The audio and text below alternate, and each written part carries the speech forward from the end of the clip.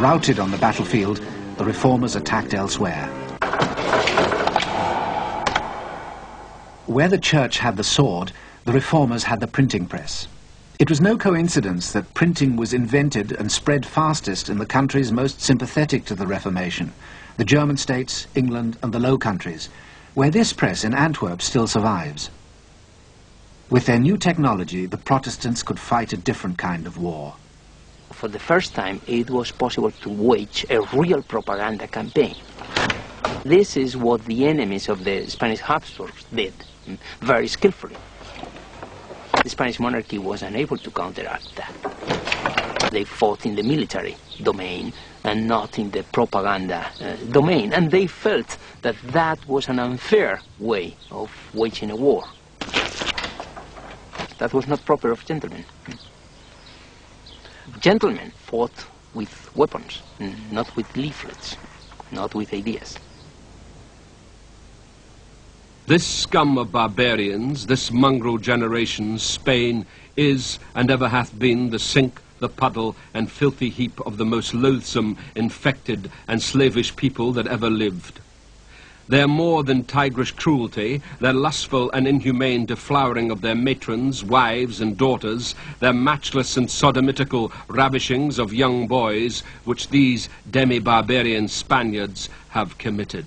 Within a year of the Battle of Mühlberg, a stream of anti-Spanish invective began to pour off the printing presses of the Reformation. But the polemic needed a focus. It found one in the body expressly designed to uphold the Catholic faith, the Inquisition. A myth was in the making.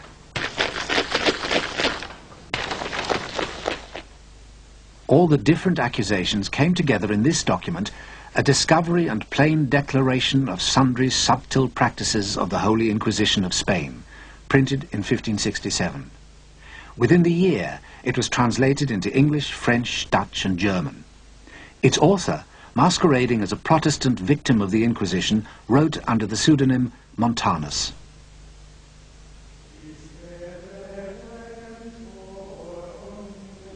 By identifying with the victim, Montanus brought the supposed horrors of the Spanish Inquisition vividly alive. It is his work which introduced to the world an image of the Inquisition which has persisted ever since.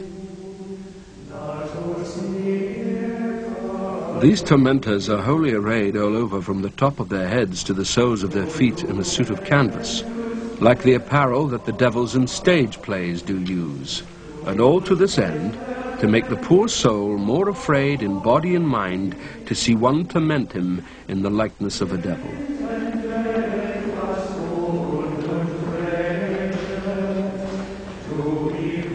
Montanus contributed decisively to what became known as the Black Legend.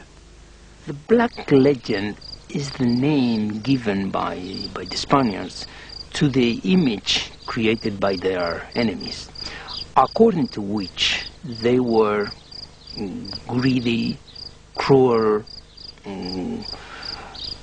tyrannical, and especially intolerant in religious terms.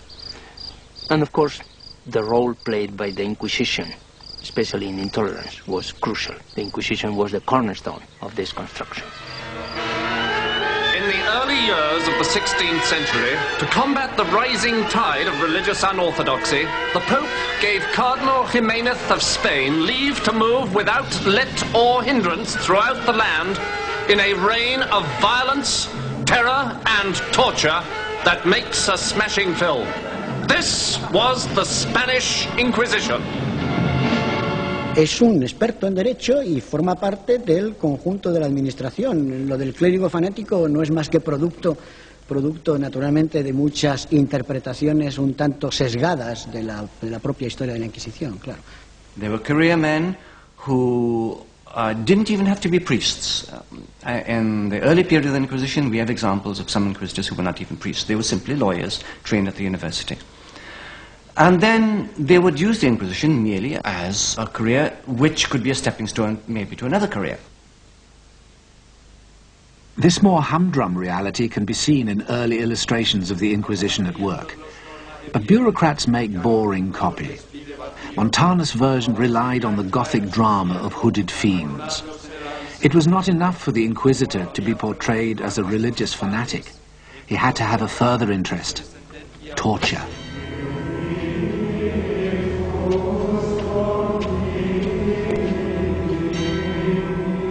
The abuse of this Inquisition is most execrable. If any word shall pass out of the mouth of any, they command him to be taken and put into a horrible prison.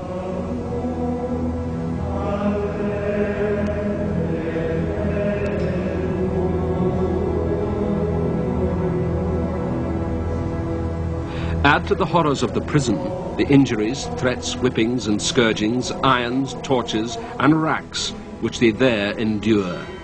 Murdered by long torments, their whole days together treated more cruelly out of all comparison than if they were in the hangman's hands to be slain all at once. Montanus associated the Inquisition forever with the horrors of the torture chamber. In time, even these stories of repeated cruelty began to pall. The propagandists turned to stories of more ingenious sadism.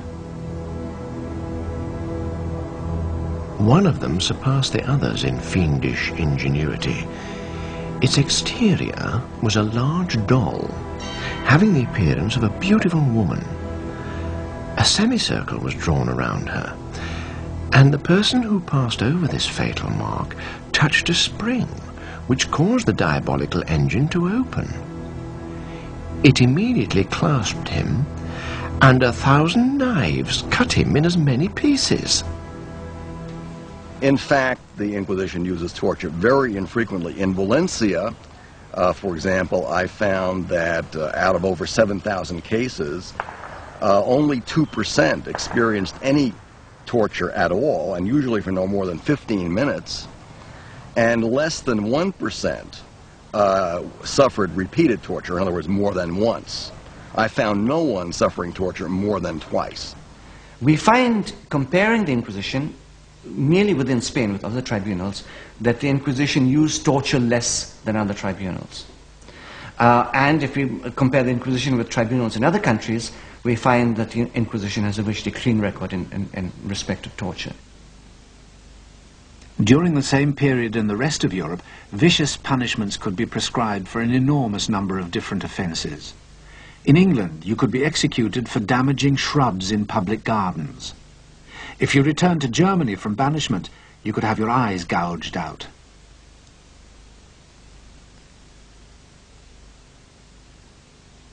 In France, you could be disemboweled for sheep stealing. The Inquisition used none of these methods.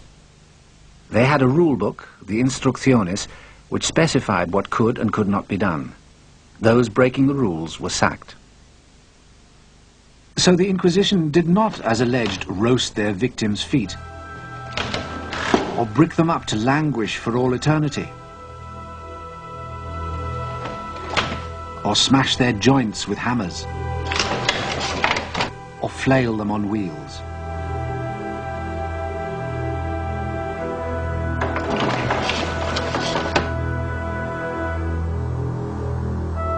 They never used the Iron Maiden. This Iron Maiden, one of only a few examples to survive, was built in Germany. The Inquisitors didn't ravish their female victims, although a rich and undeniably popular tradition suggests that they did.